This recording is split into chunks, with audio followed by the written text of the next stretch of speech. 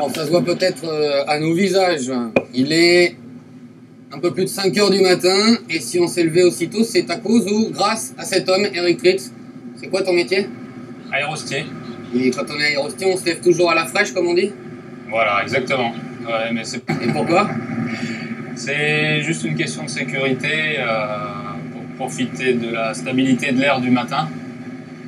Parce qu'après, en cours de journée, l'air s'agite un peu avec des mouvements verticaux et c'est dangereux pour piloter un ballon. Bon, là, on va être dans toutes les bonnes conditions de sécurité. Ah oui, ça va être idéal si le brouillard veut bien se lever. Bon, bah écoutez, si on s'est levé aussitôt, c'est pour... Donc, générique, le plaisir vient juste après.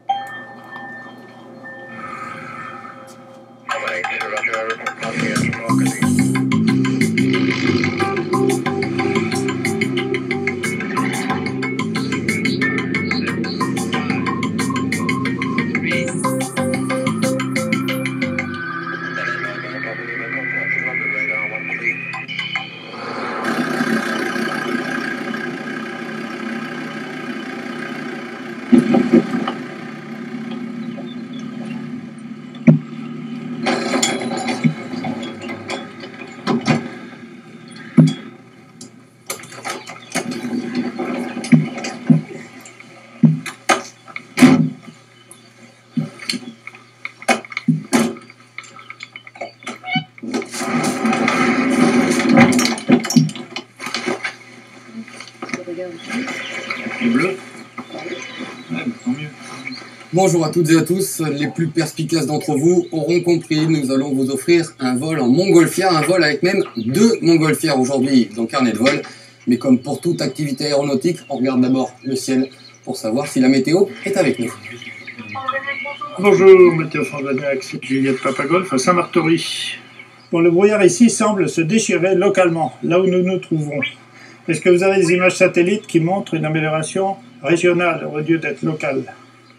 Oui, parce que de toute façon, normalement avec le modèle, on ne devait pas en avoir dans notre secteur, déjà de nuage bas. Ouais, là, bon, le modèle est un petit peu faux, mais bon. Voilà. Oui, ça se dissipe. D'accord. Bon, écoutez, je vous rappelle juste avant de décoller. Merci beaucoup. Vous pouvez garder un œil dessus hein, pour nous, c'est gentil.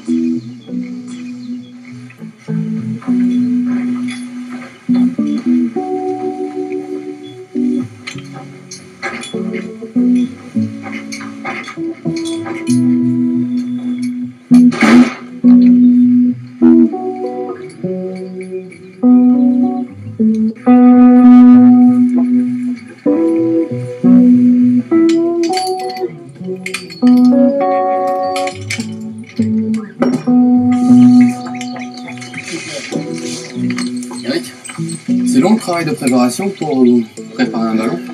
Entre 30 minutes et 45 minutes selon la taille du ballon et le nombre d'équipiers. D'accord. Nous, on a l'habitude de travailler à 2. C'est qu'on étale le ballon. On checkera les brûleurs, on les connectera aux bouteilles. Et puis ensuite, on allongera la nacelle aussi dans le prolongement de l'enveloppe. On la gonflera avec le ventilateur pour la remplir d'air froid. Et lorsqu'on commencera à chauffer, le ballon se mettra debout.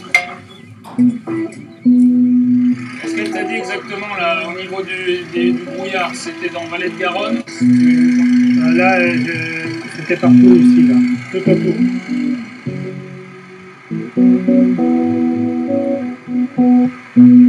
Pierre? Donc, la météo nous donne des informations et on en fait ce qu'on veut en faire. Et chaque pilote a ses propres standards, suivant son expérience, suivant son matériel, suivant la géographie des lieux. Tu ne la connais pas, bon, ça peut avoir un impact.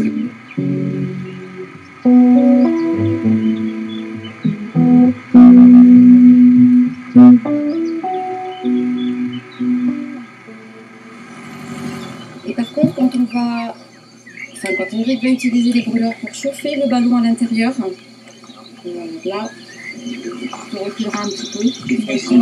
D'accord. Oui. Donc, et tes attentes? Je connais pas du tout, voilà. Moi j'ai sauté en parapente une fois à côté, à Arbas, et je pense que c'est pas du tout la même chose. Peut-être le silence, voilà, avoir cette sensation, voilà, de balcon sans voiture, voilà, le dépaysement total.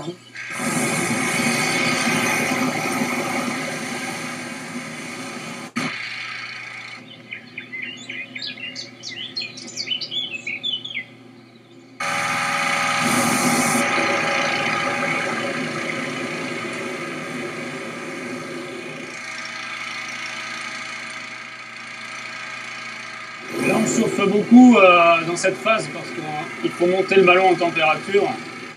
Voilà, il n'y a plus qu'à embarquer les passagers. Allez, on embarque. Tant pis.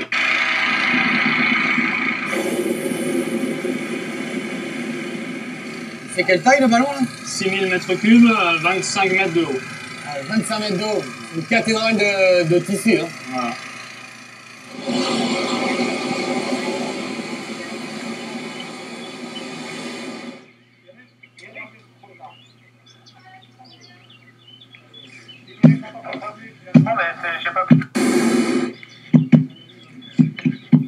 Ça y est, on a quitté le plancher des vaches. Ah, ça monte fort d'entrée, hein. On peut monter beaucoup plus vite.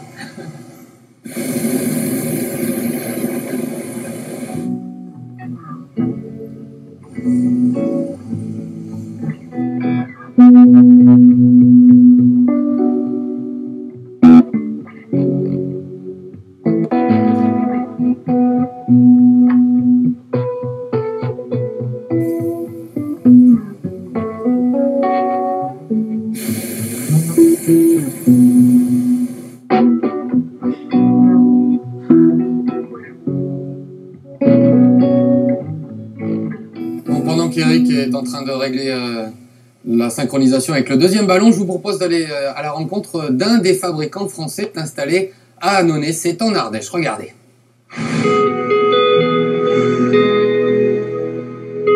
L'an dernier, Benjamin Clémarel a abandonné son métier d'informaticien pour se consacrer entièrement à sa passion, la montgolfière. Pilote et instructeur, il est aussi désormais chef d'entreprise. Installé à Annonay en Ardèche, la patrie des frères Montgolfier, sa PME fabrique des ballons entièrement français.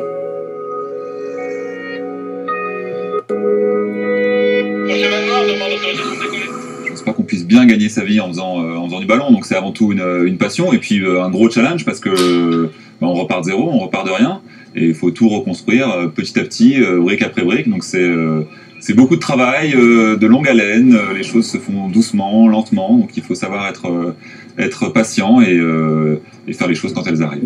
Il faut dire que Benjamin a été à bonne école. Dans les années 70, Chaise a été l'un des premiers constructeurs français de montgolfières. Sa société produisait une quinzaine de ballons par an. Il était maître voilier et storiste dans les années 70. Et puis un ami s'était fait construire un ballon en Angleterre. À l'époque, il y avait un constructeur en Angleterre. Et en l'ayant déchiré, il est venu me voir en me disant « Est-ce que tu peux me le réparer ?» Il a trouvé ça intéressant, il s'y est mis et depuis, il est devenu constructeur. C'est comme ça qu'il est devenu constructeur de montgolfières. Mais après la retraite, de se voir changer de main plusieurs fois, l'entreprise a fini par disparaître il y a quelques années. Et aujourd'hui, c'est un véritable redécollage auquel participe Mercedes Taravillo, qui confectionne les enveloppes. C'est de la couture, énormément de précision, beaucoup de rigueur dans le respect des méthodes de fabrication. Et puis, ce qu'il y a de bien par rapport à, on va dire, à un travail de couture classique, c'est que là, on réalise un véhicule. On va se prendre un vent qui a un peu plus de vitesse, je pense. Ouais. Voilà, on a 30 km/h, donc là, ça avance bien. Pour avancer, Benjamin a mis au point un petit ballon de compétition, le Doe Chaser, le chasseur d'aube, plus agile, plus rapide. Il profite des rassemblements comme celui-ci pour présenter son modèle à l'hirondelle. « 2500 mètres, les amis. Ça reste un marché de niche, hein, il faut pas se leurrer. Il y a à peu près 400-450 montgolfières qui sont construites en Europe par an. Construites et vendues, bien évidemment. Voilà, nous, on vise à prendre une toute petite part du gâteau. Une quinzaine de ballons, ce serait déjà un bel objectif, une belle réussite. avec sa montgolfière en forme de ballon et à réussir à transformer l'essai et poursuivre ainsi la grande saga familiale et ardéchoise.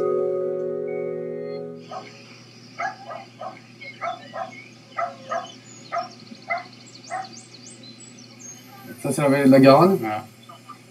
Ok, Brême. On va faire un tour d'horizon. Parce qu'en plus, on peut tourner la. Alors sur les ballons qui sont équipés de vantaux de rotation, on peut faire pivoter le ballon. Ah ouais. C'est obligatoire lorsqu'on a une nacelle rectangulaire comme celle-là, de façon à pouvoir poser le grand côté en premier lorsqu'on atterrit. Donc là, on va se retrouver. Voilà, on va faire un tour d'horizon. On va voir les Pyrénées. Assez joli quand c'est tout bleu comme ça. Donc ça se pilote vraiment une montgolfière. Ça se pilote, ça se pilote surtout en montant et en descendant, uniquement même en montant et en descendant. Il faut prendre des décisions, ouais. Donc comment ça se passer? On connaît les prévisions des masses d'air. On essaye de s'en servir au mieux pour orienter un peu le ballon. Donc on cherche un masse d'air qui va dans le sens où on veut aller. Voilà.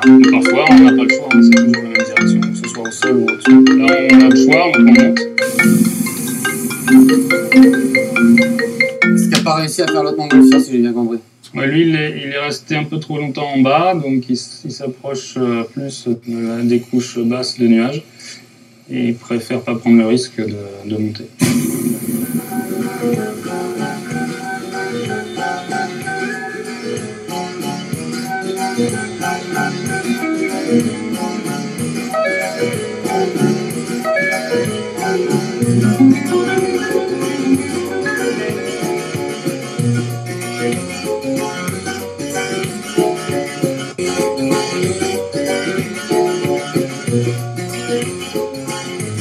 Déjà vu les Pyrénées comme ça? Jamais.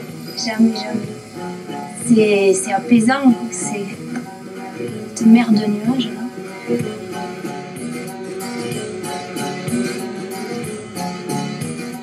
Et comment on devient pilote de montgolfière? Eh bien, tout simplement en passant un brevet avec un instructeur comme Jean-Pierre, le deuxième ballon. Ensuite, eh bien, on peut se lancer. D'accord, c'est long à passer un brevet d'aéroski? Ça dépend de l'élève. Là, avec toi, tu étais bon élève, ça a mis combien de temps? 3 mois. D'accord. Voilà, j'avais que ça à faire, je m'étais bloqué 3 mois pour le passer. Et tu avais bien une culture aéronautique aussi, hein? Oui. Rappelle-nous ton parcours. Eh bien, 18 années dans l'armée de l'air, en tant que personnel. Et voilà, là on descend à 4 mètres secondes, excusez-moi. Il n'a pas fait la même chose que toi, Jean-Pierre, il ne prend pas la même direction? Ouais, mais écoute, essaye de garder la radio libre là, parce qu'on a des neurones occupés là. Oui, donc là, effectivement, tu peux pas du tout choisir d'aller... On va pas où on veut. Il faut faire avec les éléments du jour. C'est une bonne philosophie. C'est très bien. Il faut faire avec ce qu'on a. D'où la problématique de Phileas qui ne savait pas où il atterrissait. Le tour du monde en 80 jours. Voilà. Le tour des Pyrénées en quelques heures.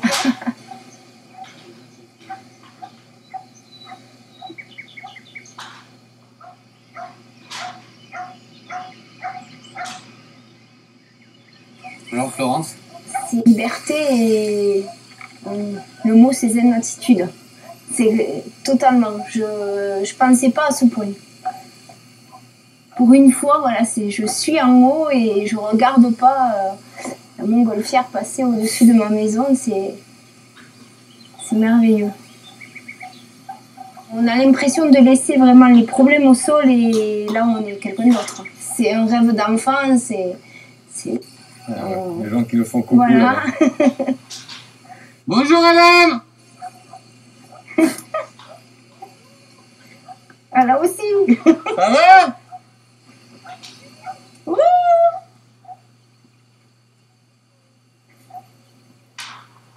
Bon, pendant qu'on prépare l'atterrissage, je nous propose de nous diriger vers la dune du Pilat, où vous allez voir qu'on pratique un sport qui est presque aussi léger que celui-ci. C'est le...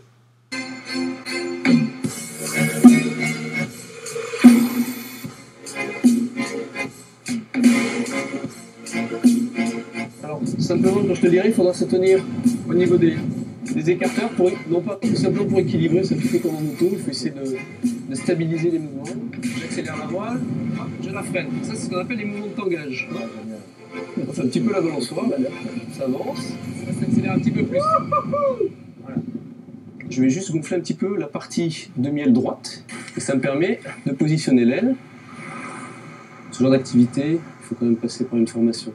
Au moins faire un stage d'initiation qui dure à peu près 5 jours. On va faire, on va s'équiper tranquillement, donc je vais te mettre un casque sur la tête, c'est obligatoire. Tu m'avais dit que tu n'as jamais fait de parapente. Non. Alors c'est un petit peu inconfortable au sol, parce qu'il va falloir se déplacer dans le sable avec ce harnais. Ça se passe comme un gilet, comme une veste. On peut voir en haut du col que le sable est soulevé. Ouais. Donc il va falloir monter dans la pente. On va déterminer la hauteur de décollage dans la pente en fonction des conditions. Et ensuite, une fois qu'on sera l'un à côté de l'autre, je vais t'attacher à cela. Tu seras assis face à l'océan, moi je serai face à la voile. Je gonflerai la voile. On la stabilisera. Je me retrouverai donc positionné derrière toi. On reste assis, on reste assis. On décolle assis et on se pose assis. Et on vole assis. C'est génial. Hein? Ok? Ça va. Alors on vérifie qu'il n'y a personne autour de nous. Là la masse d'air accélère. On va pas perdre de temps. Ça va? Tu dis, je suis moi. Ok, ok. Et là on est parti. Allez, tu peux passer les bras derrière les écarteurs. Vas-y, bascule-toi en arrière. Voilà. Alors toi, là on est au bras des arbres, ça c'est amusant. En général, sur les stages que je préconise, c'est surtout la pratique. Et puis par la suite, on peut amener bien sûr de la théorie. Donc on va automatiquement parler d'aérologie, de météorologie, de mécanique de vol, d'aérodynamique, et aussi de réglementation.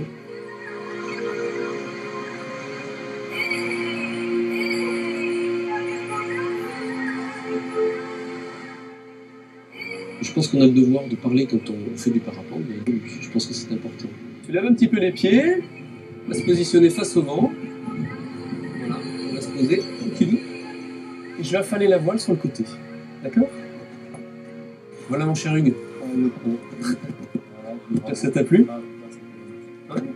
On reprend un peu ses esprits à ce point? Ah ouais, vraiment. C'est super doux.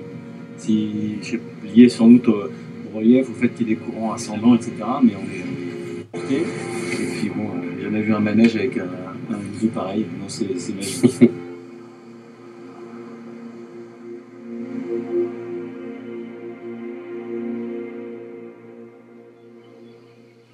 On n'a pas un déplacement très rapide, donc on peut facilement passer au-dessus de l'obstacle. Il faut faire très attention aux lignes électriques. Ah, on voit bien là. Hein, hop, on remonte juste au-dessus du niveau des arbres. Les arbres. Oui, on pourrait, mais bon, là on est en phase d'approche, d'atterrissage, donc on prend pas de risque. On prend pas de risque. Vous voyez, on se balade un peu dans tous les sens. Parce que le vent n'est pas vraiment établi, hein, ce sont des tout petits courants d'air.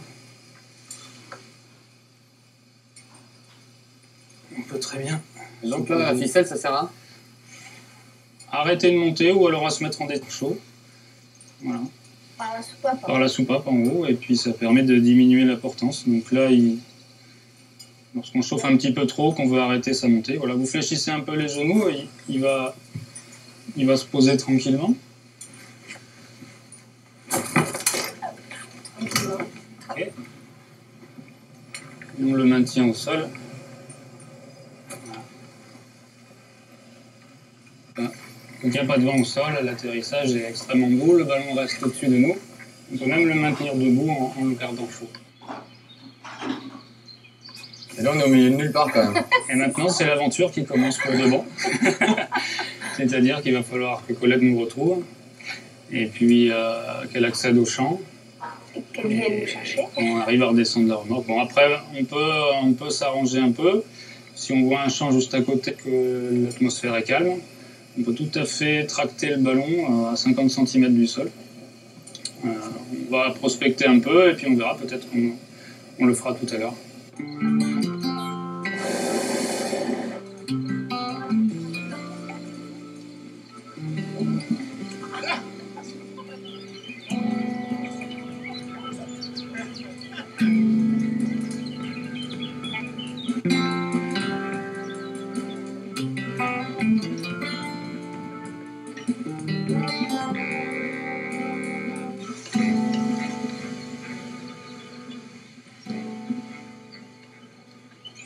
Alors voilà, enfin posé, hein, vous l'avez vu, les montgolfières, c'est pas une science exacte, on a eu du mal à synchroniser les deux montgolfières, malgré tout, on est posé, mais tout n'est pas encore terminé, parce qu'il va falloir maintenant tout ranger.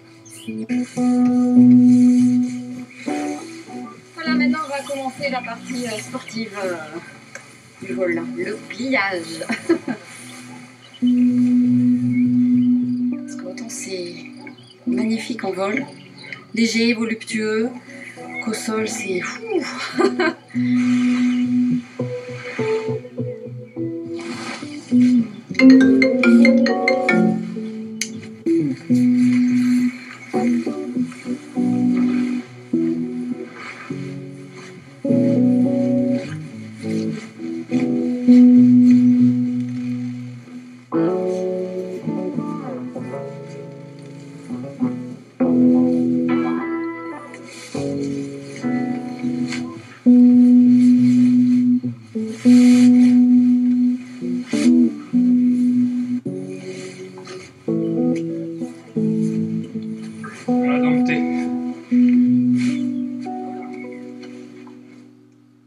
Alors Jean-Pierre, qu'est-ce qui s'est passé? On avait prévu un vol en patrouille, il n'y a pas eu de patrouille. On a volé en patrouille, mais EOL avait pris une décision au moment du départ, c'est-à-dire que EOL a décidé qu'au sol, il y aurait un vent qui partirait d'un côté et un autre de l'autre. Les dangers principaux du vol en ballon, c'est quoi? Ne sont pas plus dangereux qu'une autre activité aéronautique, même dans les activités aéronautiques, ça fait partie des sports qui sont notoirement pas dangereux. Le danger des vols en ballon, s'il doit y en avoir un, c'est de vouloir voler à tout prix dans des conditions météorologiques qui ne permettent pas le vol ou qui rendent le vol scabreux, en quel cas on peut être amené à toucher un obstacle, une ligne électrique qui étant le pire des cas.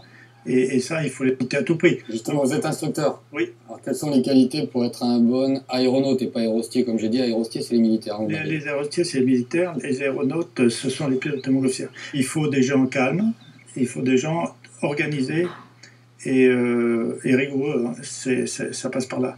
Eric correspond aux critères? Eric correspond parfaitement aux critères. Lui, en tant qu'ancien militaire, il a effectivement la discipline et la rigueur. Et en plus, il a un sens de l'orientation. Il était navigateur dans l'armée de l'air.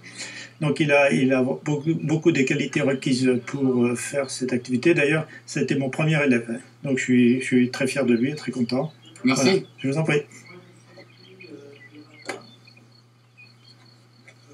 Alors, chers passagères, je vais vous remettre votre certificat d'ascension céleste, solennellement, avec une petite phrase traditionnelle. Nous, serviteurs de Sa Majesté, attestons qu'en ce jour du 11 juin de l'an de grâce 2015, la dite Florence a effectué avec succès son baptême de ballon libre à air chaud à bord du vaisseau Echo 2. Bravo à toi. Merci. Félicitations. Merci. Et bienvenue dans le monde des plus légers que l'air. Ah, ça c'est une phrase magnifique. C'est un vol qui a été, on va dire, au niveau des émotions, un vol très émotif parce que j'ai ressenti des sensations qu'on n'a pas comme ça au quotidien, mais très apaisant. Mais cette sérénité que l'on a en haut, c'est quelque chose quand même d'assez impressionnant. On la cherche souvent au quotidien et là, une heure de vol comme ça, dans le silence total, c'est... On détache des soucis. Tout à... Merci. Allez, oublions nos soucis, champagne. Voilà, il nous reste juste à remercier Ballon Bleu Horizon pour ce petit moment de grâce et de sérénité. On se retrouve bien sûr le mois prochain dans un nouveau numéro de carnet de vol à bord d'un nouvel engin volant. Merci et à très bientôt. À tous. À votre baptême. Merci.